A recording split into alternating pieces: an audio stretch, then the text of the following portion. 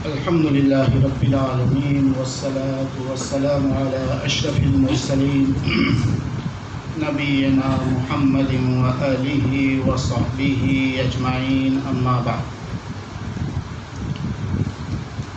فقد قال رسول الله صلى الله عليه وسلم اذكروا محاسن موتاكم أو كما قال عليه الصلاة والسلام۔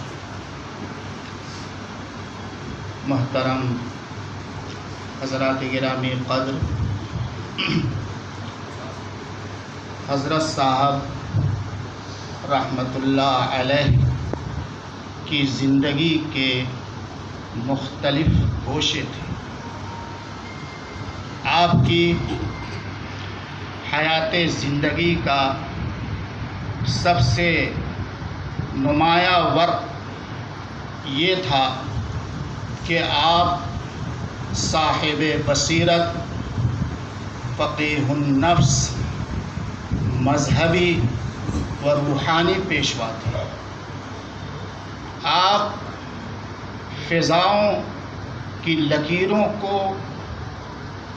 دیکھ کر آنے والے خطرات کو بھانپ لیں اور اسی اعتبار سے امت مسلمہ کی رہنمائی فرمایا کرتے تھے۔ جب CAA ابھی CAB بھی نہیں تھا کہ میں درود کی مجلس میں خانقاہ منگیر کے اندر حاضر تھا، آپ نے ایک بڑی لمبی تقریر CAB کے اوپر فرمائی اور اس کے خطرات سے حاضرین کو واقف کرائے اور یہ کہا کہ اپنے کاغذات کو درست کرا لیجئے ورنہ آنے والے حالات ہم سب کے لیے بہت سنگین ہوں گے۔ یہ ابھی بیت المال کے رجسٹریشن کا جو آپ لوگوں نے سنا، وہ بھی حضرت بیت المال کے اوپر، عمارت شریعہ کے اوپر اپنی بصیرت ایمانی سے جو خطرات آنے والے تھے اس کو دیکھ لیا تھا، اس کو بھانپ لیا تھا، اس لیے بڑی سختی اور مضبوطی کے ساتھ اس طرف قدم بڑھایا اور عمارت شریعہ کا رجسٹریشن کروایا۔ میرے دوستو، لمبی تقریر کا وقت نہیں ہے۔ حضرت رحمۃ اللہ علیہ نے 22 مارچ کو مجھے طلب کیا۔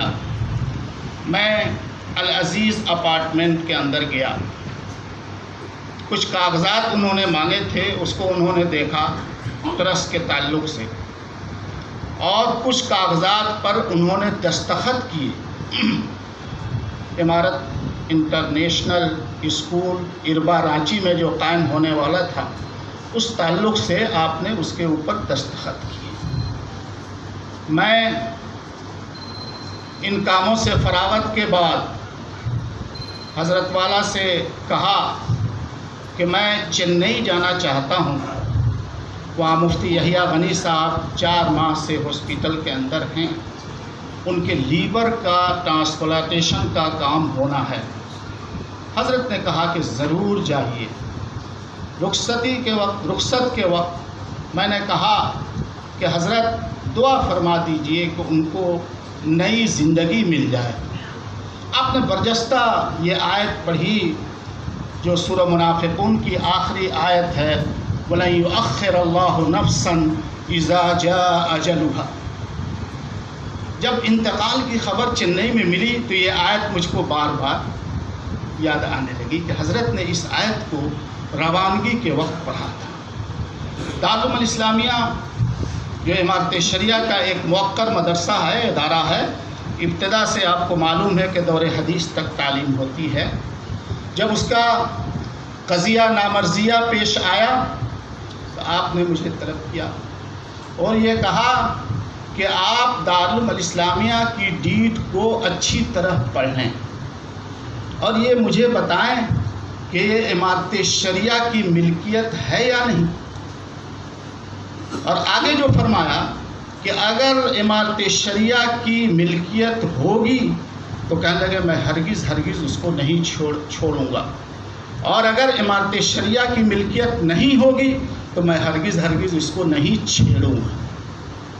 پھر میں نے کاغذات کو پڑھے، حضرت کو اس سے واقف کرایا، تو حضرت نے بہت ہمت دیا، حوصلہ دیا، اور یہ کہا کہ دارالعلوم الاسلامیہ کی ملکیت کی حفاظت کرنا ہم سب کی اس وقت سب سے زیادہ دینی فریضہ ہے، آپ اس کے لیے مستعد ہو جائیں اور تیار ہو جائیں۔ اللہ کا شکر ہے، حضرت کی کوششوں سے اور دعاؤں سے اس میں کامیابی ملی۔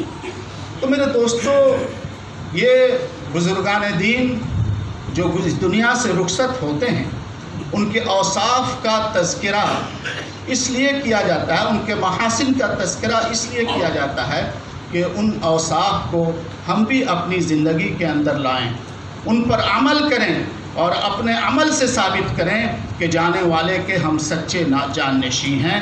انشاءاللہ ہم حضرت نے جو کچھ ہماری رہنمائی فرمائی ہے، ہم اس کے مطابق اپنی زندگی کو گزاریں گے، چلائیں گے۔